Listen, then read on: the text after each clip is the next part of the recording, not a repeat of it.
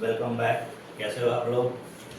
तो जहाँ से हमने शुरू करी थी, जो हम चैप्टर पढ़ रहे हैं साइंस का, मैटर सराउंडिंग अस, पार्ट 1 हमने कंप्लीट कर लिया। उसी चैप्टर में और भी बाकी सारी चीज़ें हैं, उनको पार्ट 2 पार्ट 3 करके उस चीज़ को कंप्लीट करेंगे। ओके, तो हमने पहले पार्ट 1 में ये पढ़ा था कि साइंस क्या होती है, मैटर क्या होते हैं और उनकी फिजिकल प्रॉपर्टीज़ क्या होती है। हमने वाटर और सॉल्ट का एक्सपेरिमेंट करके देखा था। हमने समझा था कि साइंस क्यूरोसिटी से शुरू होती है। मैटर एक अपना मास घेरती है और अपना एक स्पेस घेरती है। मास और स्पेस घेरती है, तो जो भी चीज़ मास, जिसके अंदर एक मास हो, जो चीज़ एक स्पेस घेरे, उसको बोलते हैं मैटर। अब मैटर के अंदर फिजिकल प्रॉपर्टीज और केमिकल प्रॉपर्टीज़ दो होती हैं। फिजिकल प्रॉपर्टीज़ वो होती हैं कि मैटर के लुक क्या है, वो कैसा दिखता है, उस आउटर जो उसका लेयर है, आउटर जो लुक है, उसके बेस पे हम उसकी प्रॉपर्टीज़ को डिसाइड करते हैं, उसको बोलते हैं फिजिकल प्रॉपर्टी। जैसे कि वो टच करने पे कैसा दिखता है, रिजिड है या फ्लूइड है, ठोस है, मुलायम है या फिर हवा की तरह नरम है, तो वो कैसा बाहर से दिखता है, वो चीज़ फिजिकल प्रॉपर्टीज़ के अंदर हम लोग कंसिडर करते हैं। अब उस समय हमने पार्ट 1 में ये पढ़ा था कि matters of particle do have space between them. Matter जिस चीज़ से बना होता है उसको पार्टिकल बोलते हैं। अब उन पार्टिकल्स, मैटर के पार्टिकल्स के अंदर आपस में स्पेस होता है, ये चीज़ हमने पढ़ी थी एक्सपेरिमेंट करके। फिर हमने पढ़ी कि मैटर के पार्टिकल्स आपस में हमेशा मूव करते रहते हैं, हमेशा ही घूमते रहते हैं। ठीक है, जैसे अगरबत्ती वाला एक्सपेरिमेंट करके हमने देखा था, अगरबत्ती जलती हुई कहीं आपने लगाई और दूर तक उसकी स्मेल चली जाती। क्यों? क्योंकि उसके पार्टिकल्स तेज़ी से वो मूव करते रहते हैं, हमारी नाक तक, नॉस्ट्रिल तक आ जाती है उसकी स्मेल, क्योंकि पार्टिकल्स मूव करके एक प्लेस से दूसरे प्लेस तक पहुंच गए। अब तीसरी प्रॉपर्टी हमने मैटर के पार्टिकल्स की पढ़ी थी कि वो आपस में एक दूसरे से अट्रैक्शन फोर्स के द्वारा बंधे होते हैं। उनके पार्टिकल्स के आपस के अंदर एक अट्रैक्शन होता है। किसी भी मैटर के जो पार्टिकल्स रहते हैं वो आपस में एक दूसरे से बंधे होते हैं एक फोर्स ऑफ अट्रैक्शन के द्वारा। ठीक है, ये 3-4 चीज़ें पढ़ी थी। अब हम पढ़ेंगे कि जो भी मैटर है उसकी फिजिकल प्रॉपर्टी क्या है। फिजिकल प्रॉपर्टी 3 होती है, या तो वो सॉलिड होगा मैटर, या फिर वो मैटर गैस होगा, या फिर वो मैटर लिक्विड होगा। तो स्टेट ऑफ मैटर, मैटर का क्या स्टेट है, ये आज का हमारा टॉपिक रहेगा पार्ट 2 में। तो स्टेट ऑफ मैटर 3 होती हैं, सॉलिड, लिक्विड और गैस। तीनों को किस वजह से हम डिफाइन करते हैं, क्या उनकी प्रॉपर्टी होती है, ये चीज़ हम आज की डेट में डिस्कस करेंगे आज के टॉपिक पे।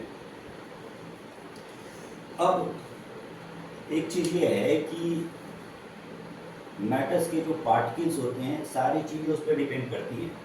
मैटर के जो पार्टिकल्स हैं उनके कैरेक्टरिस्टिक में, उनमें कोई कैरेक्टरिस्टिक में चेंज आता है तो पूरा का पूरा वो चेंज मैटर के ऊपर दिखता है, उसका प्रभाव पूरे के पूरे मैटर के ऊपर दिखता है। अगर संतरा है वो अगर नारंगी कलर का है, ऑरेंज कलर का है, तो इसलिए है कि उसके जो इंग्रेडिएंट्स हैं उनका भी कलर नारंगी ही है। तो कोई भी मैटर कैसा दिख रहा है इस बात पर डिपेंड करता है कि उस मैटर के जो पार्टिकल्स हैं उनका नेचर कैसा है या उसके कैरेक्टरिस्टिक्स कैसे हैं। ओके, तो सॉलिड, लिक्विड, गैस हम समझते हैं। सबसे पहले सॉलिड।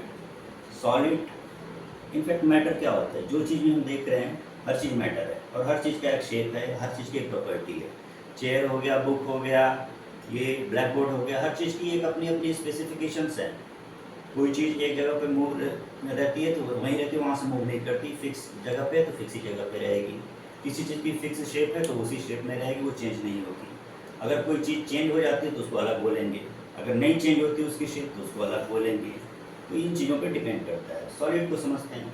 सॉलिड में क्या है कि सॉलिड रिजिड होती है, वो कठोर होती है। कठोर का मतलब ये होता है कि अगर उसको कॉम्प्रेस करोगे, उसको दबाओगे तो वो दबेगी नहीं, दबेगी भी तो बहुत ही नेग्लिजिबल, इतना कम दबेगी कि नोटिस नहीं कर पाओगे। नेग्लिजिबल कॉम्प्रेसिबिलिटी होती है उसको, अगर हम सीधे सीधे डेफिनेट वर्ड्स में बोलें तो सॉलिड। अब कह सकते हो कि रबर सॉलिड होती है क्या? रबर का तो अगर आप उसको दबाओगे तो शेप चेंज हो जाएगा, फिर तो रबर भी सॉलिड नहीं होनी चाहिए क्योंकि उसका शेप चेंज हो गया, फॉर्म चेंज हो गया। लेकिन नहीं, वो चेंज तभी तक है जब तक कि आपने उस पर फोर्स लगाया हुआ है। जैसे ही आप अपना फोर्स हटाओगे, जो पेंसिल वाला रबर है, जैसे ही आप उस पर से अपना उंगली हटाओगे वो वापस अपने दोबारा शेप में आ जाएगी। तो आउटर फोर्स की वजह से अगर कोई चेंज आ रहा है तो वो मैटर नहीं करता, अगर वो वापस उसी शेप में आ जाए तो वो सॉलिड है। सॉलिड की पहली प्रॉपर्टी ये है कि वो उसकी फिक्स शेप होगी, एक जो शेप है उसकी वो डेफिनेट शेप बनी रहेगी। अब लिक्विड पे आते हैं। लिक्विड में क्या होता है कि लिक्विड की कोई फिक्स शेप नहीं होती है। अगर आप बॉल है, बैट बॉल खेलते हैं, बॉल को अगर आप ग्लास में डालो तो भी वैसे ही दिखेगी, टब में डालो तो भी वैसे ही दिखेगी। लिक्विड है, दूध का एक गिलास है, दूध डालो ग्लास में, ग्लास के शेप में आ जाएगी, उतना ही दूध टब में डालो टब के शेप में पकड़ लेगी। तो यही क्लियर कट दो हमें डिफरेंस दिख गया। सॉलिड में फिक्स शेप होती है, लिक्विड में फिक्स शेप नहीं होती है। गैस का भी यही हाल है। गैस में भी अगर आप देखो तो गैस की फिक्स शेप नहीं है। जिस कंटेनर में, जिस वेसल में गैस को आप डालोगे वो उसी शेप में कन्वर्ट हो जाएगी मैटर। तीनों का शेप के बेसिस पे डेफिनेट समझ में आ गया। अब जैसे हम सॉलिड को बोल रहे हैं कि सॉलिड क्या होता है, रिजिड होता है, उसी चीज़ को अगर हम लिक्विड में बोलें तो लिक्विड क्या होता है, फ्लूइड होता है। रिजिड मतलब कठोर, कंप्रेस करेंगे तो कंप्रेस नहीं होगा, लिक्विड दबाएंगे तो चेंज हो जाएगा उसके शेप, और वो फ्लो करता है। इसकी स्पेसिफिक प्रॉपर्टी है कि ज़मीन पे फ्लो करता है। बॉल रख देंगे तो रखी ही रहेगी, पानी रख देंगे तो रखी ही नहीं रहेगी, वो बह जाएगी, फ्लूइड हो जाएगा, तो उसको फ्लूइड बोलते हैं। सॉलिड रिजिड होती है जबकि लिक्विड फ्लूइड होती है, उसके अंदर बहने की कैपेबिलिटी होती है। फ्लूइड भी, फ्लूइडिटी भी एक प्रॉपर्टी है अपने आप में। अब तीसरी चीज़ होती है लिक्विड की सबसे बड़ी प्रॉपर्टी, ये कह दो कि जैसे बोलते हैं दरिया दिल होना, समंदर होना, सब कुछ अपने आप में समा जाना। लिक्विड की सबसे बड़ी प्रॉपर्टी मैं इसी चीज़ को समझता हूँ।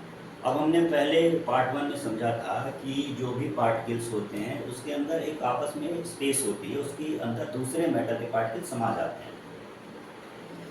यहाँ पे लिक्विड के केस में वो स्पेस ज़्यादा होती है थोड़ा, सॉलिड के कंपैरिजन में लिक्विड में वो स्पेस ज़्यादा होती है।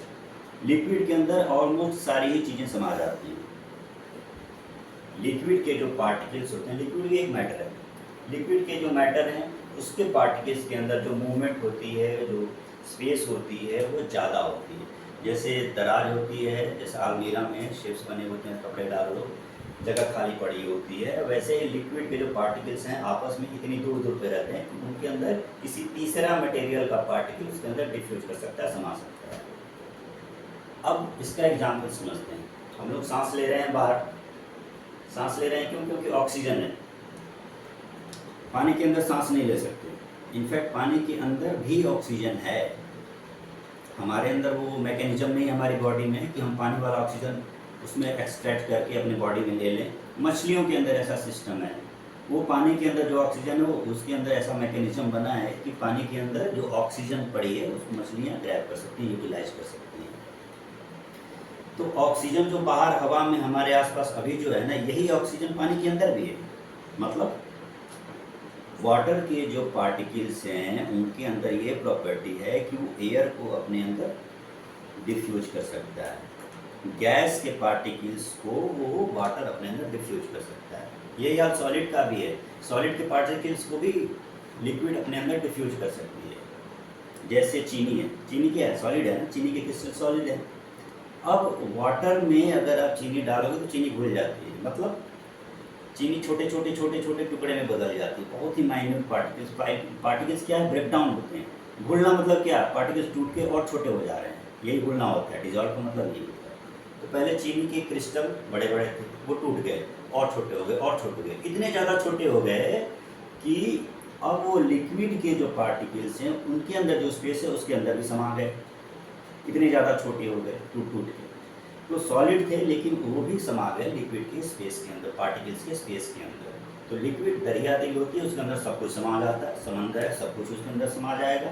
लिक्विड भी समा जाएगी, सॉलिड भी समा जाएगी और गैस भी समा जाएगी। लिक्विड के अंदर ये प्रॉपर्टी है कि तीनों ही स्टेट को अपने अंदर वो एब्जॉर्ब करने की, डिफ्यूज करने की कैपेबिलिटी रखता है। इसी वजह से मछली है, पानी वाले पौधे हैं, वो भी ऑक्सीजन ले पाते हैं, इसी प्रॉपर्टी की वजह से, डिफ्यूजन की। वाटर की जो सॉलिबिलिटी है, वाटर की जो और भी स्टेट ऑफ मैटर में को डिफ्यूज करने की प्रॉपर्टी है, इसकी वजह से। अब थोड़ा सा जो रेट ऑफ डिफ्यूजन है इस चीज़ को भी समझते हैं। कोई चीज़ जल्दी घुलती है, कोई चीज़ धीरे धीरे घुलती है, कोई चीज़ नहीं घुलती है।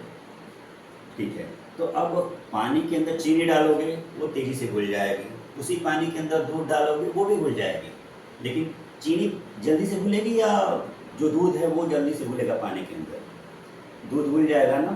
तो इसका मतलब ये होगा कि लिक्विड तेज़ी से डिफ्यूज हो जाती है और सॉलिड थोड़ा सा स्लोली डिफ्यूज होता है लिक्विड के अंदर। चीज़ों को क्लियरली धीरे धीरे आराम से समझने की ज़रूरत है। तो सॉलिड की क्या खासियत है? फिक्स होता है। लिक्विड के अंदर क्या है? फिक्स शेप नहीं होता। सॉलिड के अंदर फिक्स शेप होता है। लिक्विड के अंदर एक चीज़ फिक्स होती है, उसको बोलते हैं वॉल्यूम। एक गिलास पानी है, उस पानी को टब के डालो तो ऐसा नहीं कि पानी फुल के टब के बराबर हो जाएगा, नहीं, वो पानी टब के अंदर भी उतना ही रहेगा। ठीक है, तो वॉल्यूम फिक्स होती है। जितना पानी ग्लास में है उतना ही पानी टब के अंदर भी रहेगा। शेप जरूर चेंज हो जाएगा लेकिन वॉल्यूम चेंज नहीं होती। यानी लिक्विड की फिक्स, अगर कोई चीज़ बोलें कि लिक्विड के अंदर क्या फिक्स होती है, तो लिक्विड के अंदर फिक्स वॉल्यूम होती है। अब हम गैसेस स्टेट को समझते हैं। गैसेस में स्टेट में क्या होता है कि एक जो प्रॉपर्टी होती है दबाने वाली, कंप्रेस करने वाली, वो उसके अंदर सबसे ज़्यादा होती है।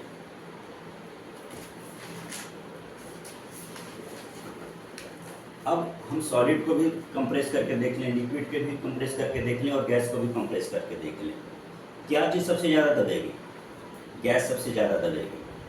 अब मान लो इसको एक्सपेरिमेंट करके अगर आप देखना चाहते हो या रियल लाइफ में देखना चाहते हो, तो आपने देखा होगा जो सिरिंज होती है, सिरिंज के अंदर क्या भरा होता है? सॉलिड, लिक्विड या गैस? लिक्विड भरी होती है ना। अज्यूम करो कि किसी सिरिंज के अंदर टैबलेट डाल दिया डॉक्टर ने और टैबलेट डाल के वो सिरिंज इंजेक्ट करने की कोशिश कर रहा है बॉडी के अंदर, जाएगी बॉडी के अंदर? नहीं जाएगी। लिक्विड डालता है क्योंकि वो लिक्विड ज़्यादा कंप्रेस होती है। अगर उसके अंदर गैस होता है ना तो गैस और भी ज़्यादा कंप्रेस होता है। तो अगर सिर्फ कंप्रेसिबिलिटी के बेसिस पे देखें तो हम बोल सकते हैं कि सॉलिड ऑलमोस्ट नेग्लिजिबल कंप्रेसिबिलिटी है, लिक्विड इंटरमीडिएट कंप्रेसिबिलिटी है और गैस क्या है? मैक्सिमम कंप्रेसिबिलिटी है। गैस सबसे ज़्यादा दबता है। अब गैस सबसे ज़्यादा दबता है, कंप्रेस होता है, इसका फ़ायदा क्या है? इसका फ़ायदा ये हमारे किचन में है। ये जो सिलेंडर आता है, सिलेंडर गैस होता है ना, गैस, उससे खाना बनता है। बाहर भी तो गैस है, पकड़ के खाना बना लो। दुनिया भर का बाहर ऑक्सीजन है, गैस है, नाइट्रोजन, सारी गैसेज है बाहर, अभी भी है, यहाँ भी है। उसको पकड़ के खाना बना लो स्टोव में, नहीं बनेगा ना। तो यहाँ पे जो गैस की कंप्रेसिबिलिटी वाली प्रॉपर्टी है, यहाँ पे ये चीज़ यूटिलाइज होती है। अब क्या करते हैं कि सीएनजी बोलते हैं, कंप्रेस्ड नेचुरल गैस। खाने में जो किचन में हमारे बनता है उसको एलपीजी बोलते हैं, लिक्विफाइड पेट्रोलियम गैस, एलपीजी। तो क्या करते हैं कि बाहर जो गैस है, नाइट्रोजन है, ऑक्सीजन है, जो भी है, उसको दबाते हैं, कंप्रेस करते हैं। इतना दबाते हैं कि दबाने से उसके पार्टिकल्स बिल्कुल क्लोज आ जाते हैं। बिल्कुल क्लोज आ जाने से क्या होता है कि वो लिक्विड फॉर्म में आ जाता है। लिक्विड फॉर्म का आ जाने से उसको एक बोरी में भर के या एक सिलेंडर में भर के उस तरह से हो जाता है कि उसको यूज कर सकते हैं, ट्रांसपोर्ट कर सकते हैं गाड़ी में भर के। जो भारत गैस की, इंडियन गैस की जो भी गाड़ियाँ हैं वो कैरी करती हैं ना सिलेंडर्स, तो वो कंप्रेस करने की प्रॉपर्टी अगर नहीं होती, अगर गैस मान लो दबता नहीं, तो सिलेंडर के अंदर पैक कैसे होता? सिलेंडर के अंदर अगर पैक नहीं हो पाता तो हमारे घर में किचन तक कैसे आ जाता? तो गैस के अंदर कंप्रेसिबिलिटी है, उसका फ़ायदा हम लोग उठाते हैं एलपीजी के अंदर। अब तीसरी चीज़ ये है डिफ्यूजन। डिफ्यूजन के बेस पे हम समझते हैं कि सॉलिड, लिक्विड और गैस में क्या है। अगर हम यहाँ बैठे हुए हैं, किचन में कुछ बन रहा है तो हमें पता चल जाएगी। क्यों? क्योंकि जो गैस के पार्टिकल्स हैं, एक गैस के पार्टिकल दूसरे गैस के पार्टिकल्स अंदर तेज़ी से डिफ्यूज करते हैं। लिक्विड भी घुलती है, जैसे मैंने बताया, चीनी भी घुलेगी पानी के अंदर, धीरे धीरे घुलेगी। ठीक है, लिक्विड भी घुलती है, सॉलिड भी घुलता है, सब चीज़ घुलती है, डिफ्यूज होती है, मैक्सिमम चीज़ें डिफ्यूज होती हैं, लेकिन सबकी रेट में कौन कितनी तेज़ी से घुलता है या कौन कितनी तेज़ी से डिफ्यूज होता है उस पर डिपेंड करता है। तो गैस सबसे तेज़ी से डिफ्यूज करती है, लिक्विड उससे कम रेट से, उससे कम स्पीड पे डिफ्यूज करती है और सॉलिड सबसे कम स्पीड में डिफ्यूज करती है। जैसे चीनी घोलोगे धीरे धीरे घुलेगी, दूध घोलोगे थोड़ा जल्दी घुल जाएगी, गैस के अंदर गैस जैसे किचन से जैसे ही गैस उठी कोई तो आपके नाक तक आ गई तो वो सबसे ज़्यादा तेज़ी से बोली। रेट ऑफ डिफ्यूजन सबसे अलग अलग है, डिपेंड करता है इन चीज़ों तीनों स्टेट पे। अब इस चीज़ को हम समझते हैं एक छोटे से एग्जांपल से कि ये सॉलिड, लिक्विड और गैस के पार्टिकल्स बनते कैसे हैं। तो जो एक हम एग्जांपल लेते हैं, मान लो छोटे छोटे 4-5 बच्चे हैं, 5 बच्चे हैं, मान लो बिल्कुल चंचल 5 साल के 5 बच्चे हैं, 5 साल के 5 बच्चे हैं, बिल्कुल चंचल है। जैसे बच्चे चंचल हैं वो कभी शांत रह ही नहीं सकते, हमेशा मूव करते रहते हैं, वैसे ही मैटर के पार्टिकल्स कभी शांत रह ही नहीं सकते, वो हमेशा मूव करते हैं। अब डिपेंड ये करता है कि उनके अंदर जो फोर्स ऑफ अट्रैक्शन वो कितना तगड़ा है। 5 बंदों को एक जगह इकट्ठा करो, बच्चों को सबको टाइट रस्सी से बांध दो, वो नहीं हिलेंगे ना डोलेंगे, लेकिन फिर भी ऐंठते पैंठते रहेंगे उसी में। तो जब उनको जितने टाइट से बांधोगे वो एक निश्चित शेप में रहेंगे, वो वहीं पे रहेंगे, हिल नहीं पाएंगे, वो इसी जगह पे रहेंगे। तो अगर कोई ऐसा पार्टिकल है जिसका बॉन्ड ऑफ अट्रैक्शन बहुत ही तगड़ा है, अगर उनका बॉन्ड ऑफ अट्रैक्शन बहुत तगड़ा है तो वो सॉलिड स्टेट में रहेंगे, मतलब वो फिक्स्ड उनकी शेप रहेगी, तो उसको बोलेंगे सॉलिड। दूसरा केस चेंज करते हैं, बच्चों को जो 5 को पकड़ो, उनका जो रस्सी है, उनका जो बंधन है वो थोड़ा ढीला कर दो, थोड़ी दूरी दूरी पर बांधो। अब क्या है कि उनको ज़्यादा हिलने डुलने की स्पेस मिल गई, वो थोड़ा और इधर उधर हिलेंगे। अभी जो गोल मटोल एक जगह थे, अब वो थोड़ा इधर उधर हिलने डुलने लगे। ये चीज़ क्या हो गया, लिक्विड हो गई। लिक्विड के जो पार्टिकल्स हैं उनमें स्पेस थोड़े ज़्यादा है। अब चारों बच्चों को ऐसा करो, छोड़ ही दो, छोड़ दो तो क्या होगा, ज़िंदगी में कभी पकड़ ही नहीं पाओगे, कभी उधर भागा, कभी उधर भागा, कभी उधर भागा। ये है गैस। गैस के जो पार्टिकल्स हैं उनकी स्पीड सबसे ज़्यादा होती है, लिक्विड के जो पार्टिकल्स हैं उनकी थोड़ी कम होती है, और जो सॉलिड हैं उनके जो पार्टिकल्स की जो स्पीड होती है, मूवमेंट होती है, वो बिल्कुल ही कम होती है सॉलिड के स्टेट में। ठीक है, तो सॉलिड, लिक्विड, गैस इस चीज़ पे डिपेंड करता है उसके कि उसकी किसी उस मैटर के पार्टिकल्स कितनी दूरी पे हैं, उनके अंदर कितनी मूवमेंट होती है, और उनके अंदर फोर्स ऑफ अट्रैक्शन कितना तगड़ा है या कितना कम है। समझ में आ गया। तो सॉलिड, लिक्विड, गैस, ये 3 चीज़ों का हमने कॉन्सेप्ट समझ लिया अभी इस पार्ट में। अब हम एक कॉन्सेप्ट आता है डेंसिटी का। डेंसिटी क्या होती है, इस चीज़ को हम लोग समझ लेते हैं।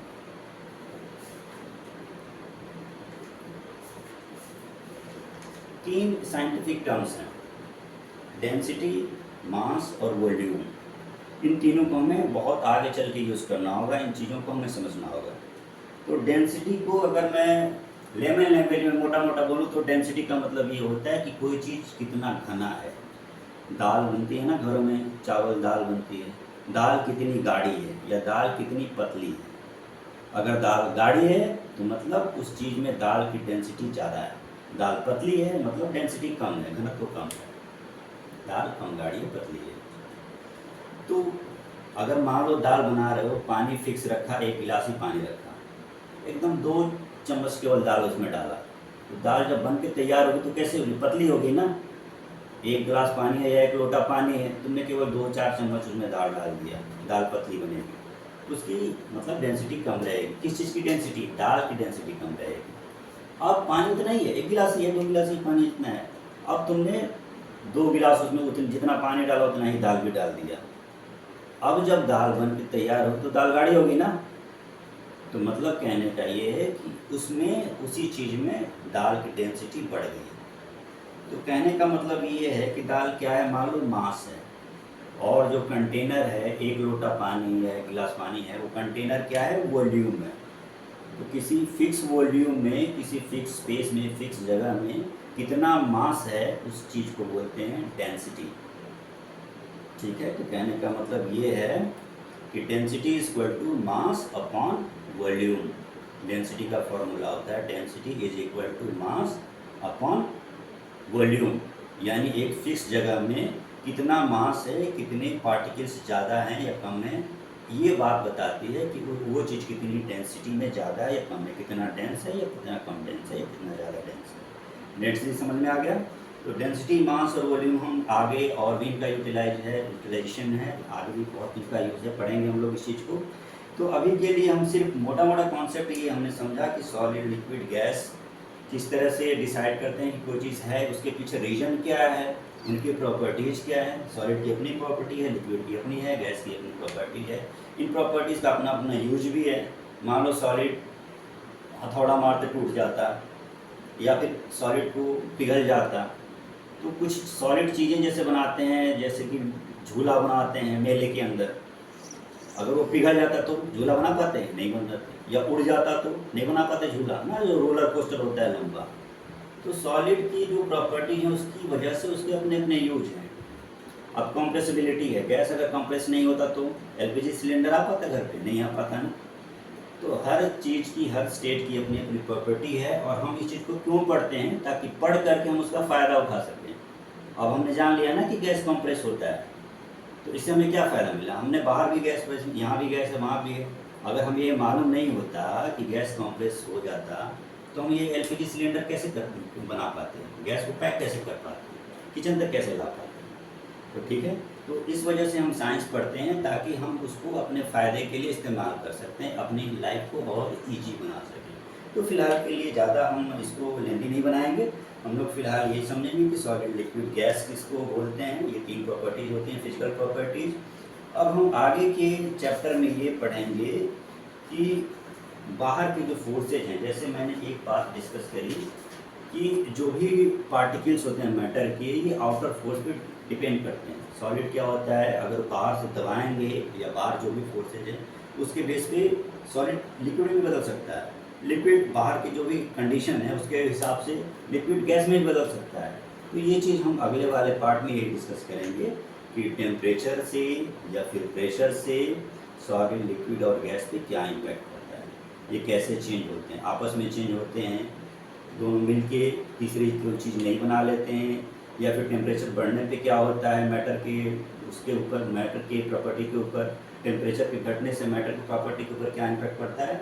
आगे हम ये समझेंगे कि टेम्परेचर और प्रेशर की बेसिस पे मैटर की स्टेट पे क्या फ़र्क पड़ता है, और कुछ अच्छी जो टर्म यूज होते हैं फिजिकल फिनोमिनल हैं, जैसे इवेपोरेशन है, इस चीज़ को समझेंगे। इवेपोरेशन किसको बोलते हैं, इवेपोरेशन रेट क्या होती है, कब इवेपोरेशन बढ़ जाती है, कब घट जाती है। नेक्स्ट पार्ट में हम इस चीज़ को समझेंगे। अभी के लिए इतना ही।